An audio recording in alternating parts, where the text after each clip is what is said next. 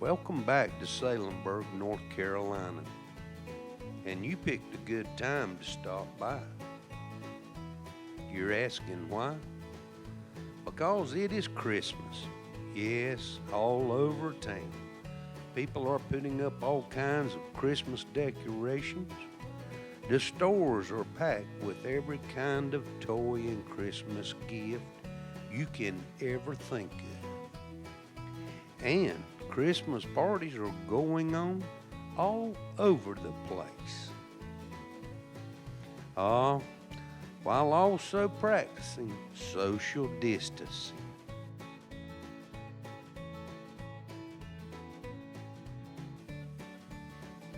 Yes, it sure is the busiest time of the year, but this also makes me wonder, are people getting so tied up with all the holiday craziness that they have forgotten what Christmas is really all about?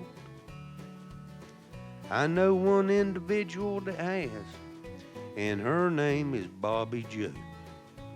You're going to meet her here shortly. But first, let's head over to Union Grove Baptist Church, where the kids are getting in one more practice before tomorrow's Christmas play.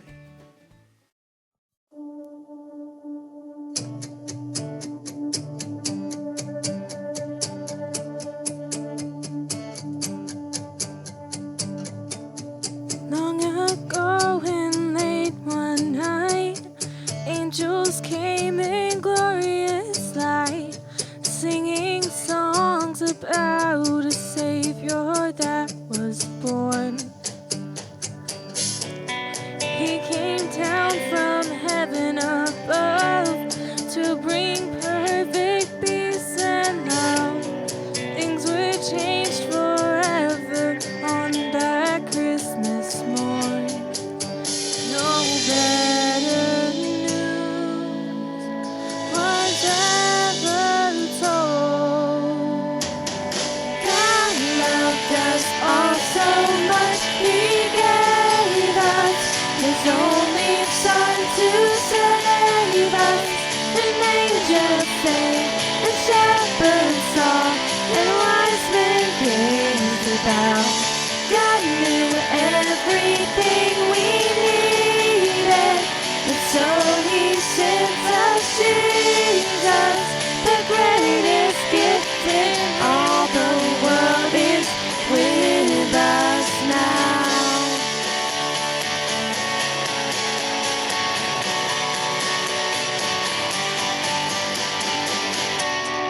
Shepherds heard and ran to see what the angel said would be. In Bethlehem they found that it was true. In a manger was a boy who would bring the world great joy. So they went out telling everyone they knew. No better news was ever told.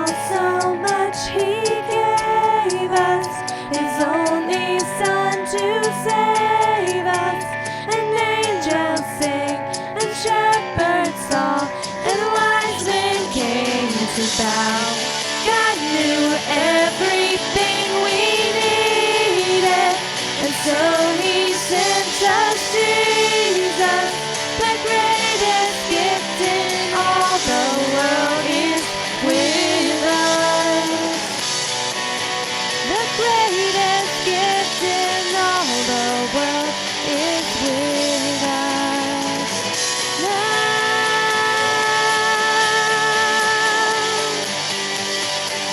He's with us now.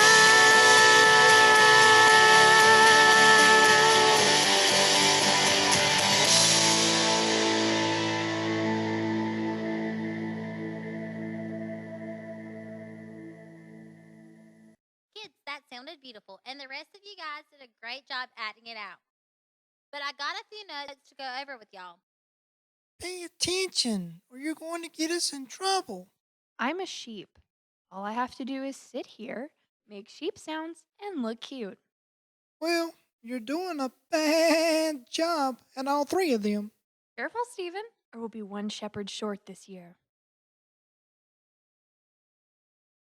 What is so important that you had to be on your phone right now? I'm adding something to my Christmas list. Christmas list? You do know tomorrow is Christmas, right? Yes, I know tomorrow is Christmas. I just remembered I forgot to ask for the new Wizard Defiant video game. Well, I still think it's a little too late to be adding stuff to your list now. Why not? I can order something off the internet and get next day delivery, so why can't Santa Claus do the same thing? I guess he can, but... Kids, pay attention. Yes, ma'am. Now, I have some bad news. Sandy has came down with the flu and will not be able to play the part of the head angel tomorrow. So I need a volunteer to... I'll do it. I'll do it. Please, pick me, pick me, pick me. Please, I want to play the part of the angel. Really? Yes! I was born to be an angel. Says who? Keep on, Stephen, and you'll be using that shepherd stick as a crutch. Kids, settle down, or I'm going to have to call your parents. Yes, ma'am. Thank you. Okay, Bobby Joe, can you play the part of the angel? Yes! Huh. That'll be a first. And Mr. Adam can play the part of the sheep. Okay, kids, that will be all for today. Don't forget to study your lines tonight and show up tomorrow. Yes, ma'am. And before we go, someone tell me what the true meaning of Christmas is? Presents! No. The true meaning of Christmas is love. God loved us so much that he sent his only son to provide the way. The only way for us to spend eternity is with him. He gave his only son to take the punishment for our sin.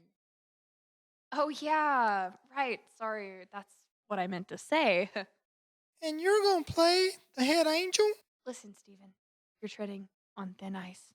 Okay, kids, I will see you tomorrow night at 6 p.m. And I hope everyone has a Merry Christmas. Merry Christmas, Miss Carol. I can't believe you said the true meaning of Christmas is presents. I know that's not the true meaning of Christmas, but it is a big part of it. No, not really. Christmas is about Jesus. We celebrate Christmas each year to remember what God did for us. We remember his birth by giving each other gifts, worshiping him, and being especially considerate of the poor and less fortunate. Yeah, but you got to admit, presents are fun to get. Whatever. I got to get going, or I'm going to be late for dinner at my grandma's. I'll see you tomorrow, Bobby Joe. Okay, Merry Christmas, Stephen. Merry Christmas, Bobby Joe. I know Christmas is about Jesus, but I love presents. It's the only thing I can think about. Bobby Joe, is that you? Yes, Mom. Good. Dinner will be ready in just a few minutes. Great. I'm starving. How was play practice? It was amazing. Sandy came down with the flu, and now I'm playing the part of the Christmas angel. Well, I'm sorry to hear about Sandy. She is such a sweet girl. But I am excited that my little girl is going to play the part of the angel and be the one that tells everyone about the birth of Jesus. Yes, I'm going to be the star of the play. Superstar. Honey, the star of the play is Jesus, not the angel. No, he's not. I am. I'm in every scene, and I get more lines than anyone else. The only thing he does is lay in a crib. Bobby Joe, I cannot believe you just said that. Jesus is what Christmas is all about. He chose to come down from heaven to earth to teach us, to love us, to save us, and whoever calls on his name will be saved. Jesus. I'm sick and tired of everyone telling me it's all about Jesus. That's all I hear. Jesus, Jesus, Jesus. And to be honest with you, the only thing I care about right now is presents. Bobby Joe Godwin. It is, and Young lady, you need to think long and hard about what you just said. As a matter of fact, you are going to spend the rest of the night in your room and do just that. what? Mom, it's Christmas Eve. We always spend Christmas Eve together on the couch drinking cocoa and watching A Christmas Story until we fall asleep. Yes, but not this year. You need to spend some time alone to pray and think about what Christmas is really about. But No buts. I mean it. Now go. yes, ma'am.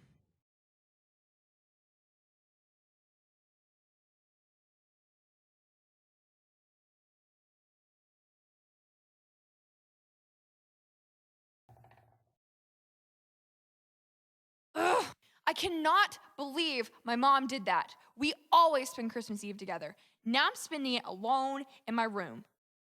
Guess I'll spend the rest of my night playing on my phone.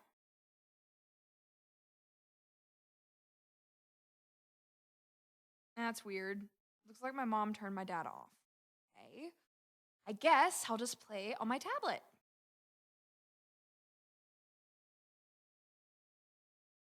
She turned my internet off too. This is not fair.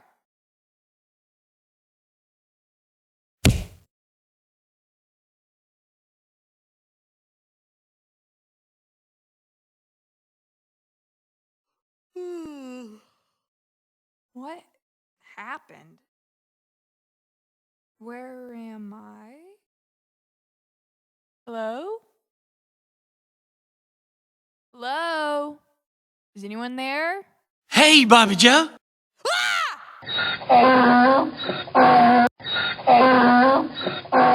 Don't do that. You scared me.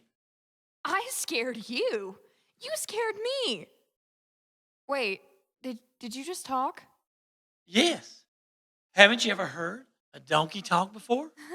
No, I've only heard donkeys make hee-haw sounds. Well, that is how we talk.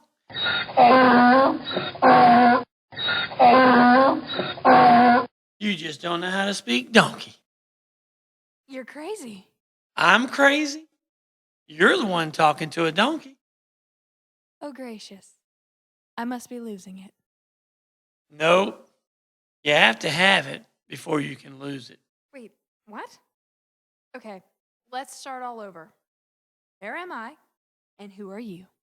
My name is Gus Bartholomew, but you can call me Gus.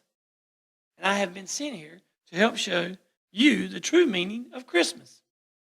Ah, so God sent a talking donkey named Gus to show me the true meaning of Christmas. Yes, he did. Well, that has to be a first. Actually, no, it's not. God has used a donkey to get his point across once before. Really? And when was that? Haven't you ever heard of the story about Balaam and his donkey? No. You need to spend less time on Facebook and more time in the book. The Bible, that is. His story can be found in the book of Numbers, chapter 22. Are you kin to Balaam's donkey? I wish. He is pretty popular in the donkey world. Why?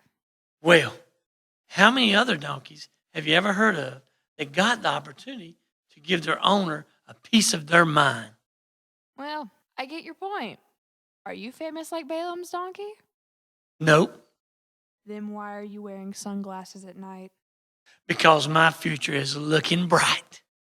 Okay, whatever that means. Where are we? We are a few miles outside the city of Bethlehem. Bethlehem? The same Bethlehem where Jesus was born? Yes, and on this very night, I have been sent here to tell you what really happened on this glorious night. Please, I have heard this story so many times. I know it like the back of my hand. Okay, Mr. Know-It-All. When we get there, I will let you do all the talking. Okay, I will. Good. Then lead the way. No problem.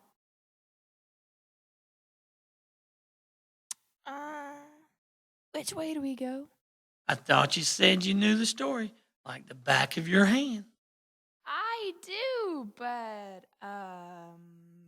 I have never been good with directions. Really?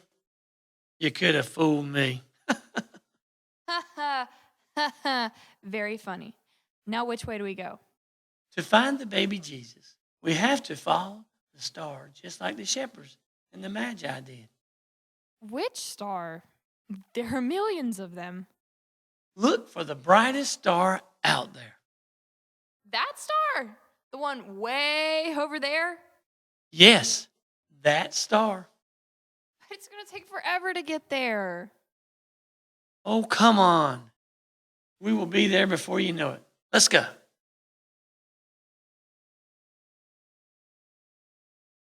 And don't even think about asking if you can ride on my back.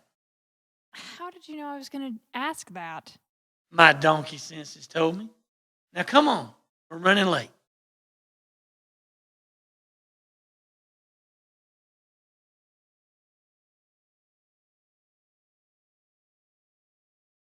Welcome to Bethlehem.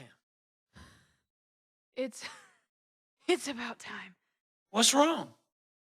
You sound like you're out of breath. I am. That was a long walk. It wasn't that bad. Easy for you to say. You have 4 legs. I only have 2. True, but you're younger and full of energy, and I'm old and slow. Okay, maybe I am a little out of shape. Oh, whoa. What just happened? That person just walked right through me. Oh, yeah, I forgot to tell you. We are here, but not here. I don't understand. We can see everything and everyone, but they cannot see us. So like kind of virtual reality? Yeah, I guess so. Whatever that is. Nice. Okay, I'm all ears. Tell me the story about Jesus' birth. No problem. It started with, Is everything okay? yeah, I just need a second. Mine's a little fuzzy from all the walking. Take your time. I got nowhere to be. No, that's not right. Where's the... Are you sure we're standing in the right place? Yes, we are in the right place. The star is right above us. Well, where are the hotels? The Wise Men, the cute little stable? This is nothing like how I pictured it in my head. It's okay. You're not the first person to make that mistake. What mistake? See, when people read the Bible, they try to visualize what they are reading. The only problem with that is that they're trying to picture what they are reading said in today's culture and language instead of how it was truly written back then. Do you see what I mean? No, not really. Okay, let me try to explain it this way. First, you mentioned the word hotel, but there was no such thing as a hotel back then. But doesn't the Bible say there was no room for them in the hotel? No, Luke chapter 2, verses 7 says, And she brought him forth her firstborn son, and wrapped him in swaddling clothes, and laid him in a manger, because there was no room for them in the inn. Okay, they use the word inn instead of hotel. It means the same thing. Yes, in today's culture, but during the first century, the word inn meant extra room in someone's house, not a hotel. This room was dedicated to friends and family members that lived out of town. to stay in. Oh, like the guest room we have set up for my grandparents when they come to visit. Yes, that is correct. Now, take a good look at the manger scene and tell me what you see. I see Joseph, Mary, and Jesus lying in a manger, a few animals, and the stable. Wait, that stable doesn't look like a barn. Looks more like a cave made out of stone. That's right. Houses and stables were not built the same way back then like they are today. People lived in houses made of mud or stone, and some people actually lived in caves. Most homes had a similar layout with a family room, extra room for guests, and another room under the family room or attached to the house to bring the livestock in at night to protect them from the elements.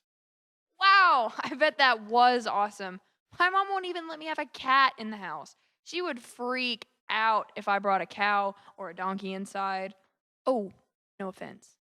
None taken. But let's get back to what's important. Now focus in on Joseph and Mary and tell me what you see.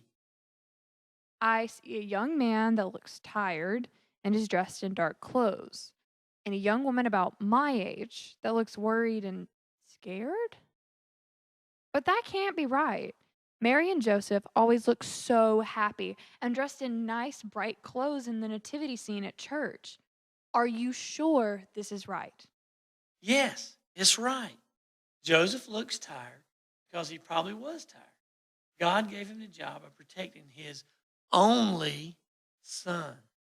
This meant that Joseph had to spend most of his life living in the shadows and always had to be one step ahead of the people that were trying to kill Jesus. Now, I've had some hard jobs in my day, but none of them compared to that.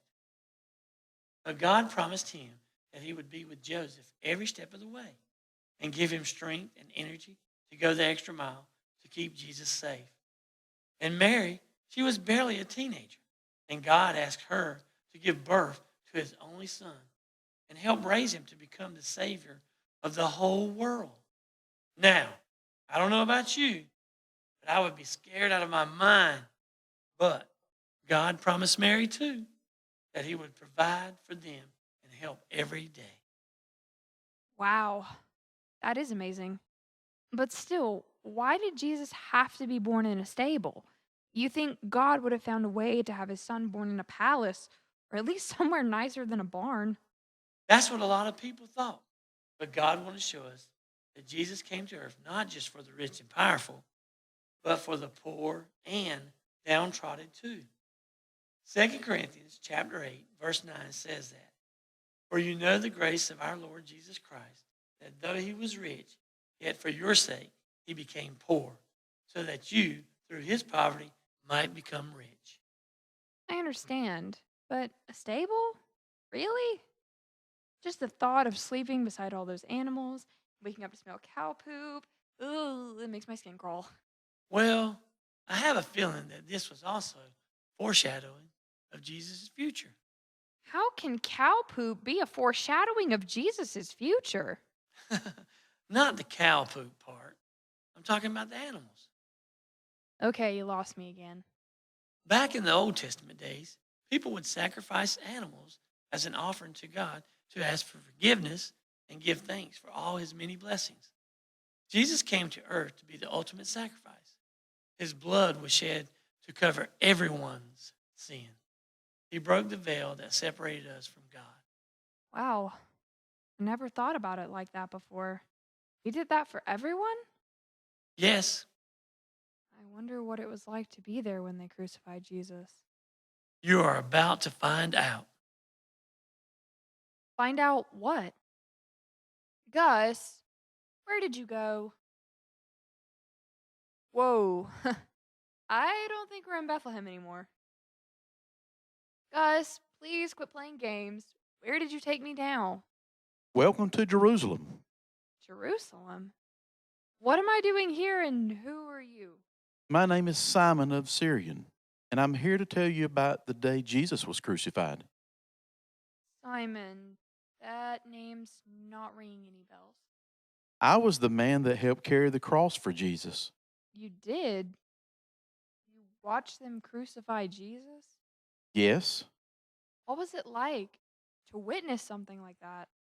it was horrible, but yet it was the most beautiful thing I'd ever seen in my whole life. How can it be horrible and beautiful at the same time? Here, let me show you.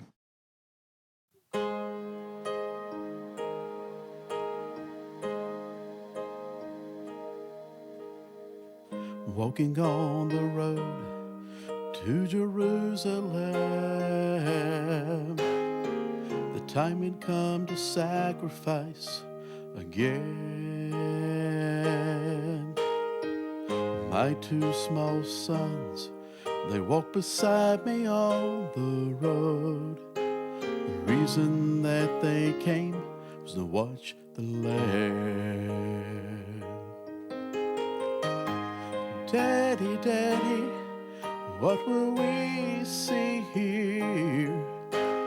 There's so much that we don't understand. So I told them of Moses and Father Abraham. And then I said, dear children, watch the Lamb. There were so many in Jerusalem today. We should be sure the Lamb doesn't run away. Then I told them of Moses and Father Abraham. And then I said, dear children, watch the Lamb. And when we reached the city, I knew something must be wrong. There were no joyful worshipers, no joyful worship songs. I stood there with my children in the midst of angry men. Then I heard the crowd cry out, crucify him.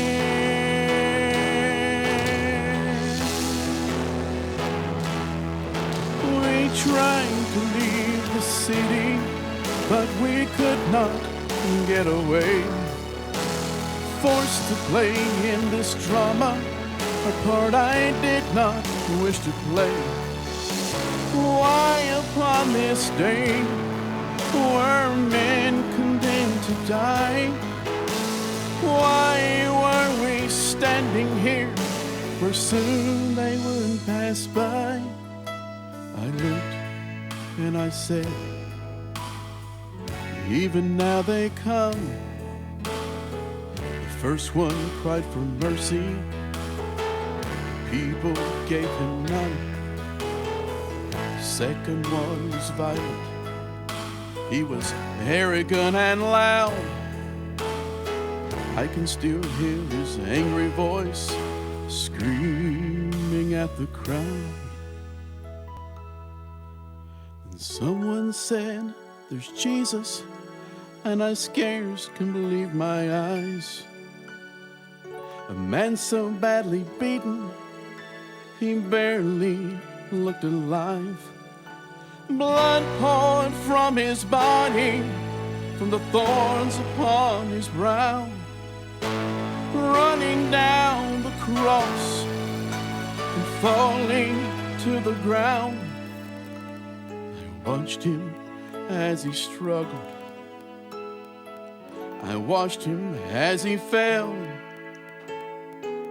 The cross came down upon his back. The crowd began to yell. In that moment, I felt such agony. In that moment, I felt such loss. Until a Roman soldier grabbed my arm and screamed, "You carry his cross."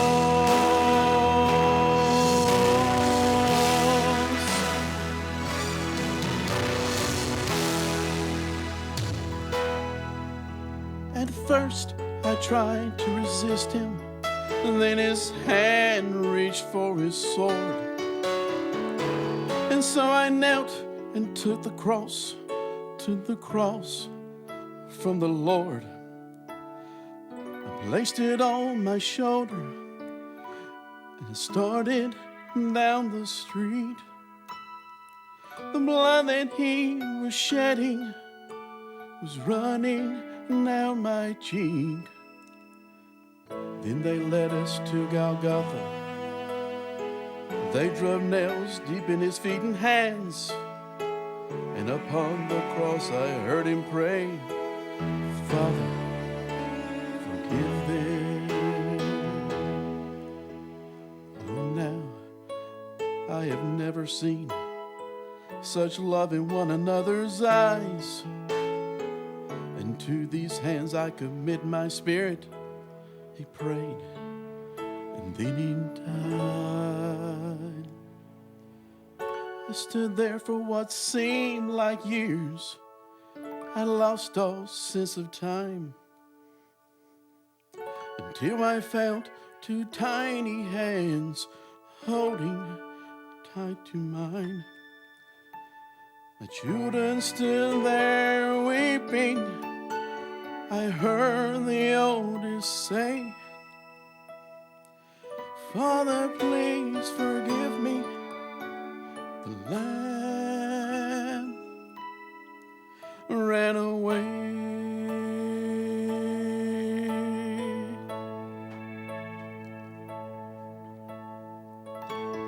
Daddy, Daddy, what have we seen here?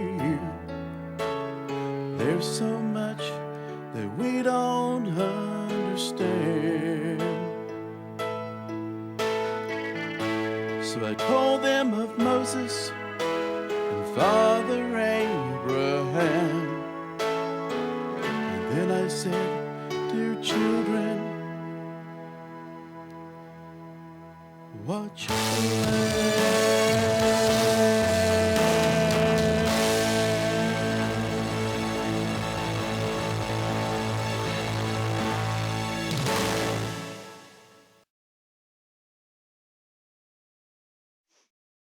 He went through all of that for us? Yes, But why? Why would Jesus want to save someone that put him through all that? because he loves us that much. Jesus could have stopped all of that in a second, but he knew he had to go through all the pain and suffering of dying on that cross to pay the price for our sins. Like Gus said, he was the ultimate sacrifice, and those that choose to accept him as their Lord and Savior will live for eternity with him in heaven.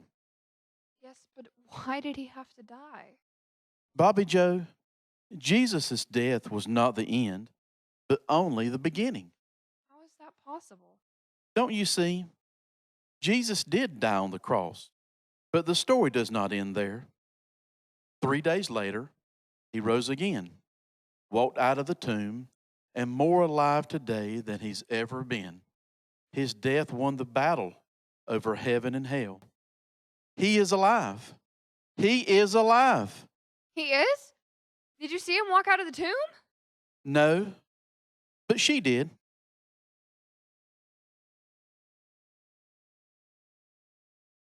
You look familiar to me. Have we met before? We haven't. But earlier, you saw a younger version of me after I gave birth to my firstborn son. And you just saw another younger version of me watch that same son be crucified on a cross. You're Mary. You're Jesus' mom. Yes, child. I have so many questions to ask you. But the one that's laying heavy on my heart right now is how? How were you able to just stand there and watch your son go through all that? It was the hardest thing I've ever had to do. The moment I saw him, my baby, my son, walking down the road to Golgotha, my heart stopped in disbelief. His face was so badly beaten and far beyond recognition. Blood was dripping down his face from the crown of thorns that was dug into his flesh. But I knew that was my son. In the background, I could hear the crowd calling him names, laughing and screaming, "Crucify him! Crucify him!" I just could not understand how they could do that to someone whose heart is filled with nothing but love and compassion for others. As he got closer, I could make out the scars on his back and the dry blood that had drained from them. I had never seen someone that had been whipped so badly in all my life. When they finally made it to Golgotha, I tried to prepare myself for what was going to happen next, but I couldn't. The moment I heard the first strike of the hammer against the nail and the cry of pain coming from my son's mouth, my legs just gave way. Thankfully, John caught me and kept me close to his side. John, the one truly faithful and devoted disciple. He stayed with me the whole time as I watched my son hang on that terrible cross. I started to think back to when my son was a child and the times he would come crying to me when he got hurt.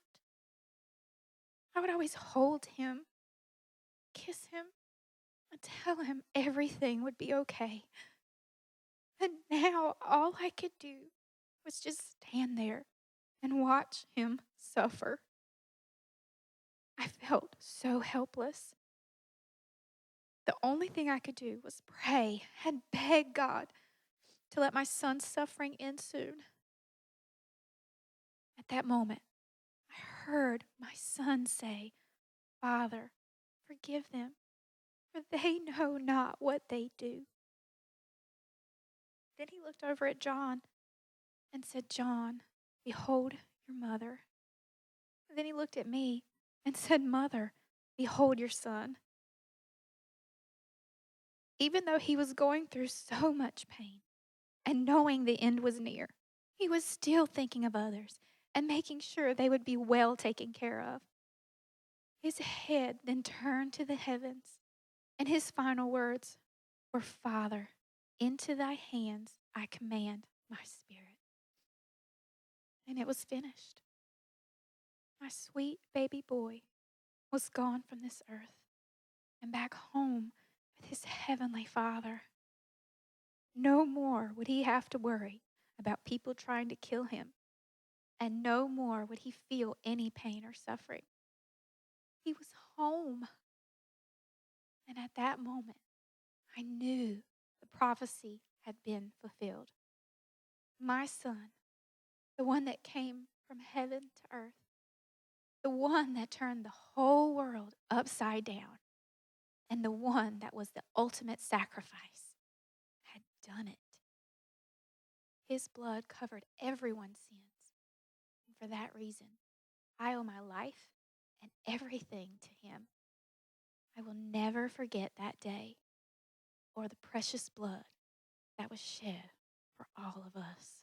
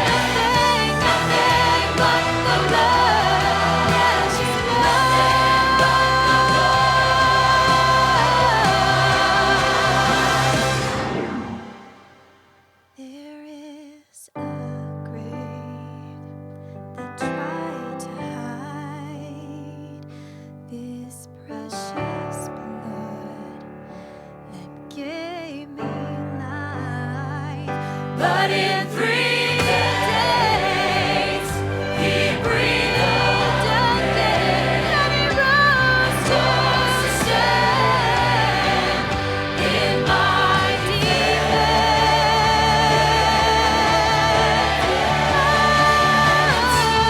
So I come to tell you he's alive, to tell you that he's gonna strike every tear that's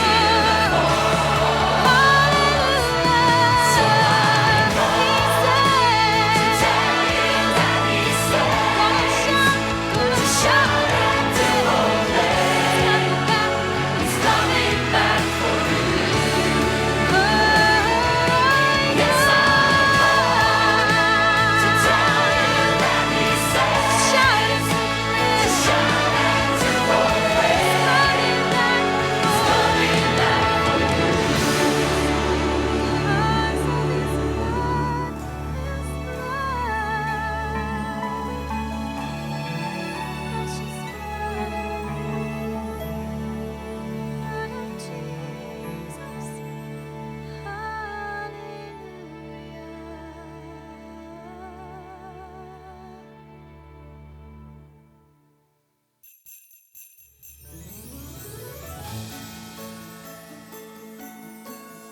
Good morning, Salemburg. And Merry Christmas. The weather today is Carrie, cut the alarm off. alarm off. Merry Christmas. Christmas? Hey, I'm back home. Wait, was that all just a dream? Guess so, but it felt so real. Everything you saw really did happen. Ah! Who said that? It was me, God. God? Right. Mom, are you trying to play a joke on me?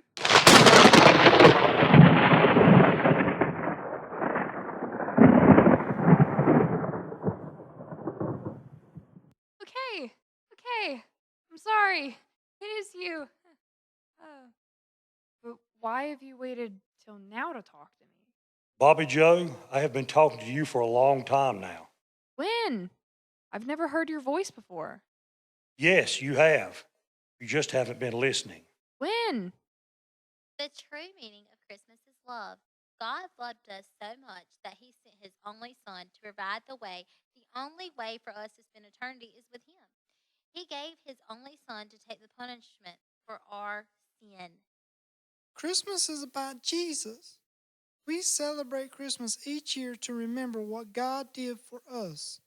We remember his birth by giving each other gifts, worshiping him, and being especially considerate of the poor and less fortunate.